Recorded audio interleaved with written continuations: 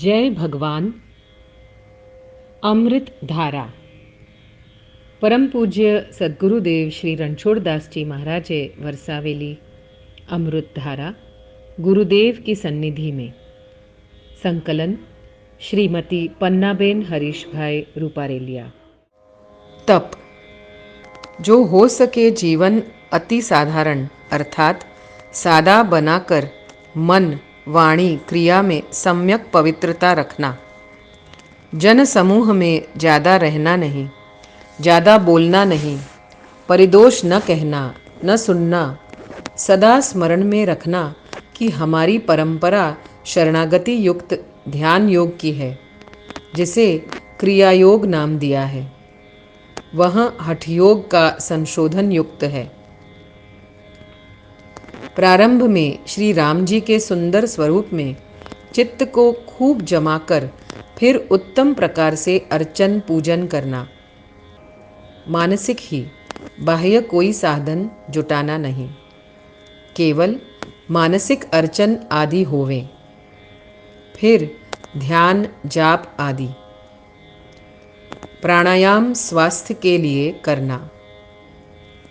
जब मन बाहर जावे तब खींच कर लाओ। ध्यान में जब मन न लगे तो प्राणायाम से काम लो, या क्रिया योग की प्रक्रिया जो मैंने बताई है उसे काम लो, परंतु तुरंत फिर स्नेह युक्त ध्यान जमाओ। प्रेरणा अवश्य सतत मिलेगी। थोड़े ही समय में तुमको मालूम पड़ेगा, सब संशय भग जावेंगे। जिज्ञासा का उदय होते ही तो गुरुदेव की शरण में जीव पहुंचता है। गुरु कौन होते हैं?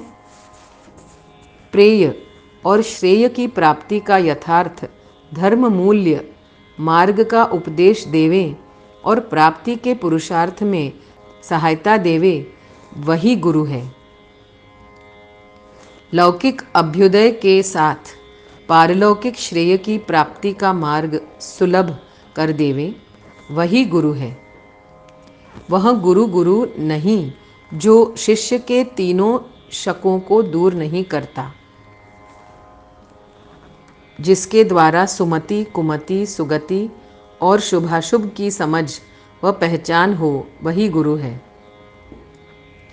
हमारे से जो कोई भी अधिक ज्ञाता है, अधिक दैवी संपत्तिवान है, ऐसी गुणाधिक्यता वाली गुरुता वाली व्यक्ति पूजनीय तथा वंदनीय है, वही गुरु है। दत्तात्रेय जी ने पशु पक्षियों से भी उपदेश व प्रेरणा प्राप्त किए और उनको गुरु माने हैं। एक अक्षर का ज्ञान भी जिससे प्राप्त हुआ है, जिसके एक शब्द एक वाक्य या एक प्रसंग के द्वारा भी हमें मार्गदर्शन या सुख शांति मिला है, उसके उपकार को तो जीवन भर नहीं भूलना चाहिए। माता पिता से भी अधिक महत्ता व अधिक उपकार गुरुदेव के हैं। देवों के भी गुरु होते हैं, असुरों के भी गुरु होते हैं। तब फिर मनुष्य बिना गुरु के कल्याण प्राप्ति कैसे कर सकता है? प्रथम स्थान अभय का है, कारण कि निर्भीकता के बिना सत्याचरण व सत्यनिष्ठा स्थिर नहीं रहते। सत्यनिष्ठा से ही हमारे तन मन वचन की हजारों क्षुद्रताओं को झटकार देने की सामर्थ्य हमें प्राप्त होती है। मनुष्य जीवन का हेतु है यह सामर्थ्य प्राप्त करना। जगत क्या है? अविरत गति में है वह जगत। जगत किसके लिए? जो उसे माने उसके लिए। जिम्मेवारी तथा कर्तव्य को तो जरूर पूरे करने ही चाहिए, लेकिन पूरे करते करते दैवी संपत्ति के अनुसार आगे बढ़ना ही चाहिए। उसका पुरुषार्थ भी सतत साथ ही साथ करना चाहिए। इसका अर्थ हुआ कि दैवी संपत्ति के अनुकूल ही कर्तव्य मार्ग बनाना। दैवी संपत्ति की प्राप्ति को चरम लक्ष्य बनाओगे तो उदारता, समता आदि से शांति, प्रसन्नता प्राप्त होगी। भोगों का ही चरम लक्ष्य रखने पर हाय हाय के अतिरिक्त कुछ प्राप्त न होगा। झूठे सुख को सुख कहे, मानत है मनमोद। जगत चबेना काल का, कुछ मुख में कुछ गोद। प्रपन्न को प्रपत्ति से अभय प्राप्त हो जाता है। माता के साथ में बालक तथा स्वामी के साथ में सेवक बिल्कुल निर्द्वंद्व होते ही हैं। सेवक सुतपति मातु भरोसे, दहई असोच बनाई प्रभु पोसे। दैवी संपत्ति वालों को ईश्वरी शक्ति अपनी और त्रिगुण में से खींच लेती है। शरणद के बल पर तथा उससे वात्सल्य पाकर दैवी संपत्ति सहज प्रियता से प्राप्त होती है। दैवी संपत्ति ईश्वर के ऐश्वर्य की हद में हमको पहुंचा देती है। दैवी संपत्ति ईश्वर के ऐश्वर्य की हद में हमको पहुंचा देती है। भक्ताधीन भगवान है ना? भक्त ही न हो तो भगवान कहाँ? भावहीन जीवन की कल्पना तो करो। सोचो तो वैसा जीवन कैसा होगा? भाव का अभाव जीवन को नीरस बना देता है। भाव से ही सरसता है। भगवान को भी भाव ही भाता है। निराकार निर्गुण प्रभु तदापि सगुण धर देह, करत रहत नाना चरित केवल भक्त स्नेह। स्वयं प्रेम पाने के लिए जीवों को बनाते हैं, जीवों को प्रेम करते हैं, आनंद देते हैं। इसलिए उनको पाने के लिए भावना आश्चर्य लेना पड़ता है। गीता जी में भगवान ने यह रहस्य खुला कर दिया है और कह दिया है कि मेरी प्राप्ति के कर्मयोग, योग, ज्ञान इत्यादि कई साधन हैं, परंतु केवल भक्ति से ही, प्रेम से ही मुझे पाना अत्यंत सुलभ है। जिस प्रकार जो कोई मुझे भजता है, उसी प्रकार मैं भी उसे भजता हूँ। भाव बिना भक्ति नहीं, तेहि बिन द्ववे न राम। भाव बिना भक्ति नहीं, तेहि बिन द्ववे न राम। राम बिना सरतो नहीं, बना जीव को काम।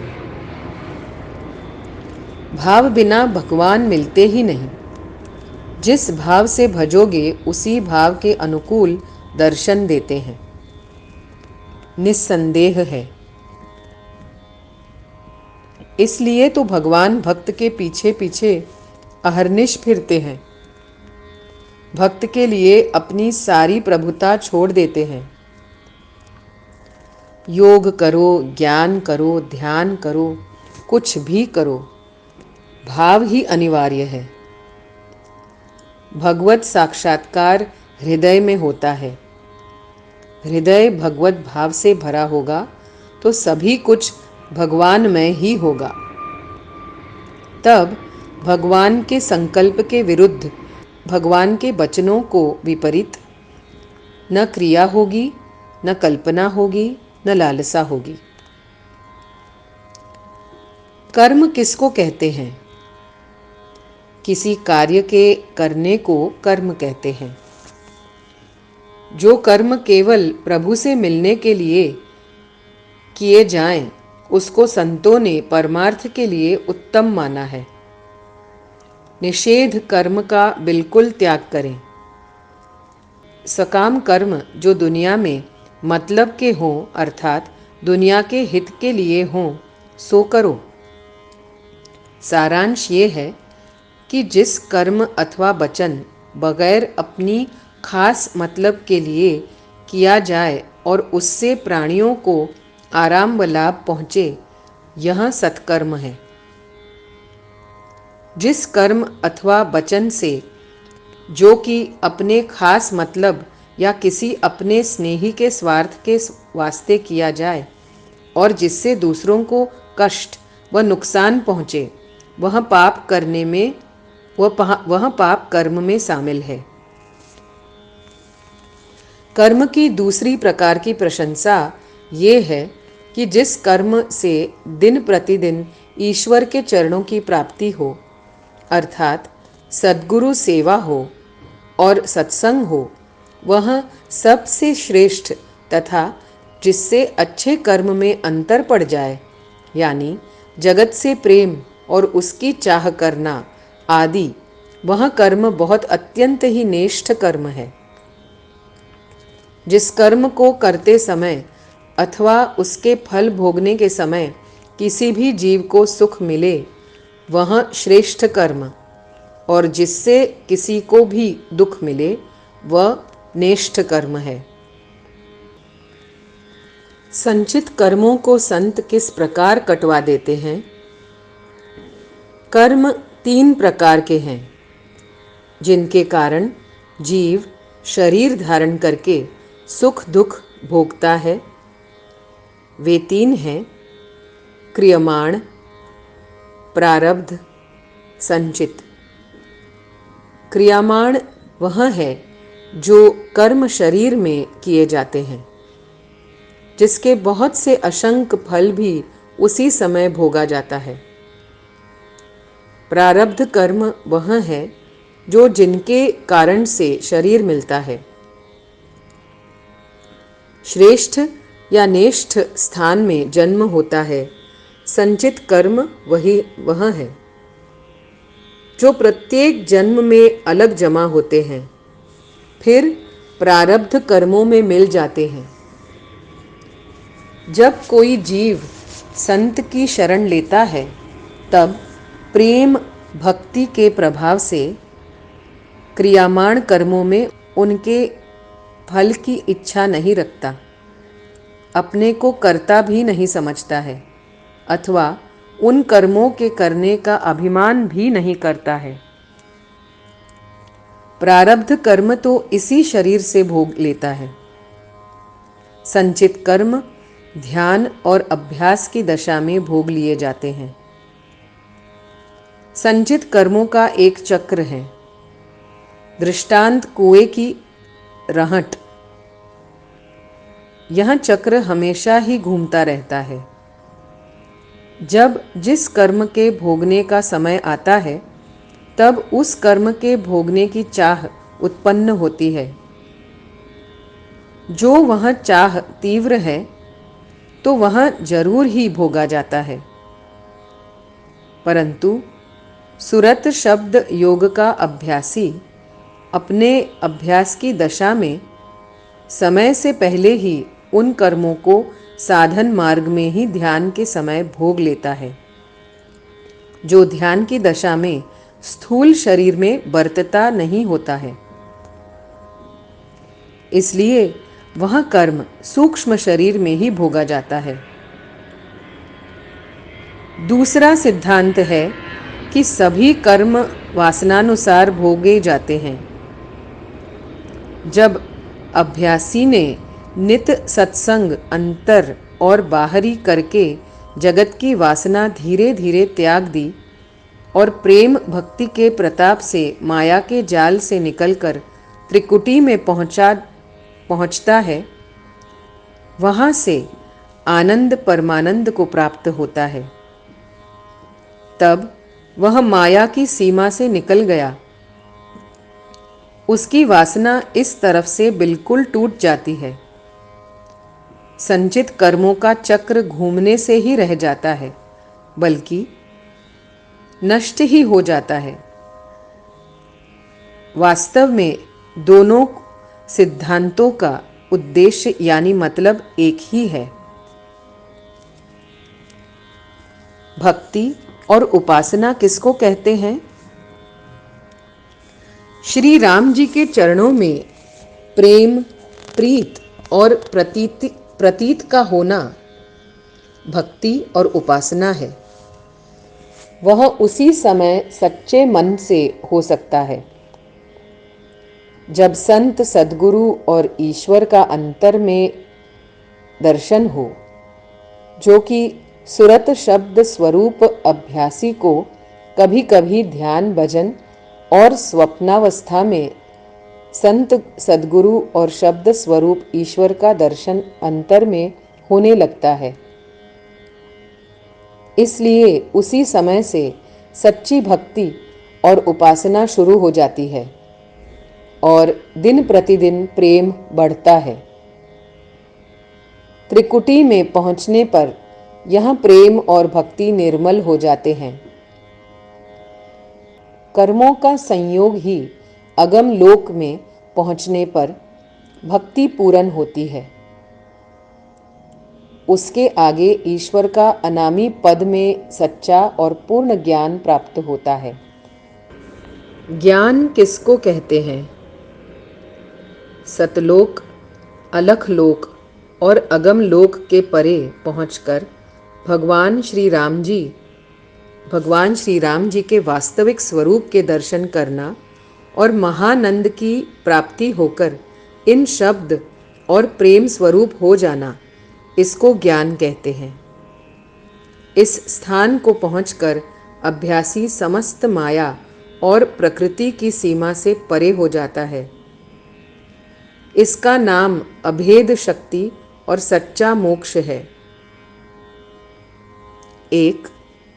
सद्गुरु की सेवा तन, मन, धन से जिस प्रकार बन सके, उनका बाहिरी सत्संग चित्त देकर और नाम का सुमिरन आंतरिक प्रेम से करना। 2. सच्चे दीन और गरीबों को बगैर संकोच और बगैर कीर्ति कामना के पर्व के दिन को या नियुक्त किए हुए पुण्यतिथि इत्यादि दिन या जब भी अनुकूलता हो अपनी शक्ति के अनुसार सहायता देना। 3. आर्ष ग्रंथ संतों की बानी, जिसमें केवल श्री भगवान की महिमा, प्रेम, भक्ति और अभ्यास अंतरी सुरत शब्द प्रकट किया है, ऐसे ग्रंथों का ध्यान है साथ दिन प्रतिदिन स्वाध्याय करना शुभ है। उपासना, जो युक्ति आंतरिक ध्यान की सद्गुरु बतावे उसको चित्त लगाकर करना। अंतर में सुरत लगाकर शब्दों को सुनना। बाहर सत्संग में जाकर ध्यान गौर चित्त के साथ सद्गुरु या सच्चे प्रेमी सत्संगी के वचन सुनकर उनमें से अपने योग्य बातें चुनकर उन पर सच्चे लगन व प्रेम से जितना बन सके उतना चलना। ईश्वर के चरणों में दिन प्रतिदिन प्रीत और प्रतीत अर्थात प्रेम बढ़ाना, यह उपासना है। ज्ञान, जब ये दोनों कर्म और उपासना ठीक ठीक बन आवे, तब ईश्वर का अंतर में प्रकाश दिखलाई देना और उनका दर्शन करना। इस रीत से धीरे धीरे अभ्यासी स्वयं शब्द स्वरूप हो जाएगा। इसी का नाम ज्ञान है। सत्संग किसको कहते हैं और कितने प्रकार के हैं? सत्संग 2 प्रकार के हैं, अंतर्मुखी और बहिर्मुखी। मालिक ईश्वर के साथ संग करना, यानी भजन में बैठकर शुभ गुरु से, शब्द गुरु से मिलना, यह अंतर्मुखी सत्संग।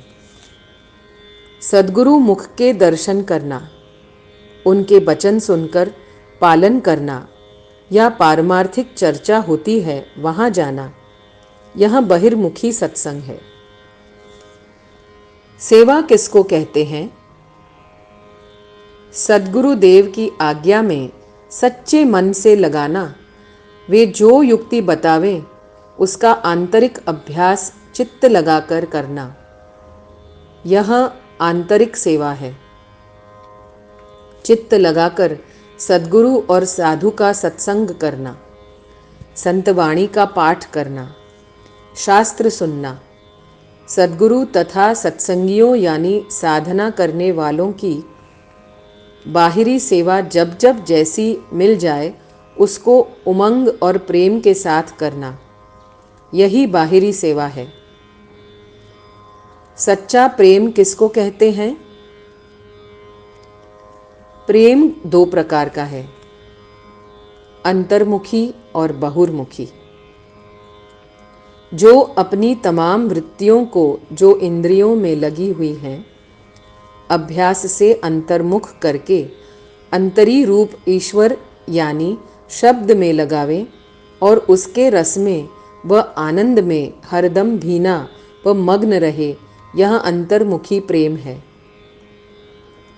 सद्गुरु के वचन, बानी, बिलास और लीला देखकर मगन होना, उनके वचन को मन में असर और कम से कम कुछ समय तक ठहराव होना और दिल से उनका दर्शन करना तथा उमंग से सेवा करना, यह प्रेम बहिर्मुख है। सत्संग में बैठकर मन लगा करके उपदेश सुनना चाहिए, इसी को श्रवण कहते हैं। सुने हुए को विचार करना चाहिए, जिससे संशय और भ्रम दूर हो जाते हैं। यही मनन की क्रिया है। विषयों से वैराग्य होकर धीरे धीरे वह इस परात्पर योग के अभ्यास के योग्य हो जाता है। जिन्होंने सत्संग नहीं किया, केवल अभ्यास की ही बड़ाई सुनकर नाम मात्र के लिए साधन करने लगता है, वह कभी इस आनंद को प्राप्त नहीं कर सकता, क्योंकि इसमें तो अभ्यास ही प्रधान है। जब तक श्रवण मनन से अंदर की शुद्धि नहीं हो जावेगी, तब तक धार पर चढ़ना कुछ कठिन है, क्योंकि मन धार पर सुस्त को नहीं पकड़ सकता। अभ्यासी के संयम।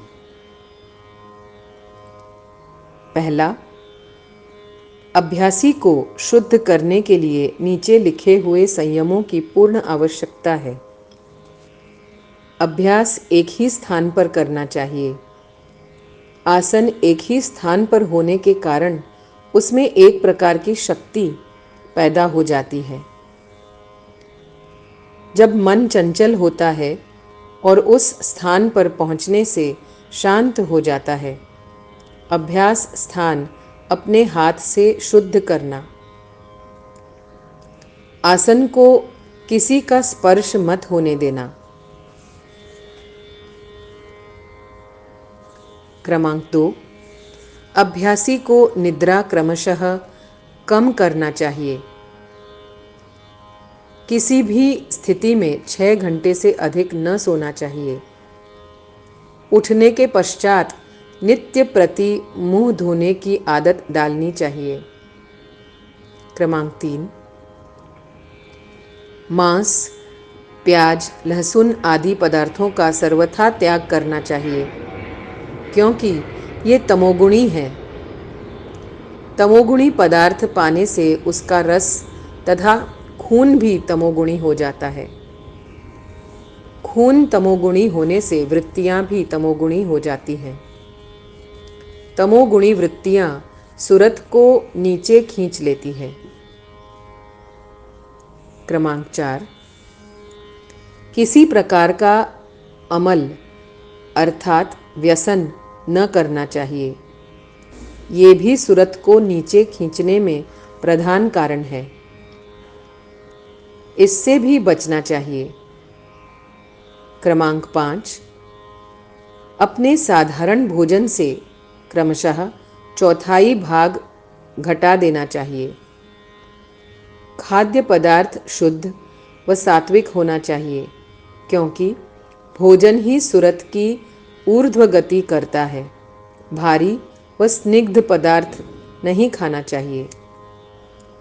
क्रमांक 6, व्यवहार में जब तक बन सके कम भाग लें। संसारी लोगों से अधिक मेलजोल कभी न रखें। असमय या बिना काम के किसी व्यवहारिक काम में कदापि भाग न लें। क्रमांक 7, इंद्रियों के सुखों के लिए और विलासिता के लिए व्यर्थ इच्छा न करें, क्योंकि विषय तुच्छ है। जो पदार्थ अनायास प्राप्त हो उनको शरीरार्थ बरते, उपयोग में लें। क्रमांक 8, अभ्यास के समय संसार के भोगों के पदार्थों का व्यर्थ चिंतन न करें। यदि पूर्व संस्कारवश संकल्प उदय होवे तो जहाँ तक हो सके शीघ्र उनको हटा देना चाहिए। क्रमांक 9, अभ्यासी को परात्पर श्री रघुनाथ जी और श्री गुरुदेव में संपूर्ण श्रद्धा विश्वास रखना चाहिए। उनसे भयभीत रहें तथा उनकी कृपा प्राप्त करने का प्रयत्न करते रहना चाहिए। क्रमांक 10, जहाँ तक हो सके किसी जीव के साथ ईर्ष्या न रखें। जहाँ तक हो सके समता रखने का प्रयत्न किया करें। क्रमांक 11, अभ्यास दिन में 2 बार या इससे भी अधिक बार करता रहे, क्योंकि ध्यान रहे कि अभ्यास किसी भी दिन छूटना नहीं चाहिए। क्रमांक 12, सत्संग करने की सदैव चाह बनी रहनी चाहिए।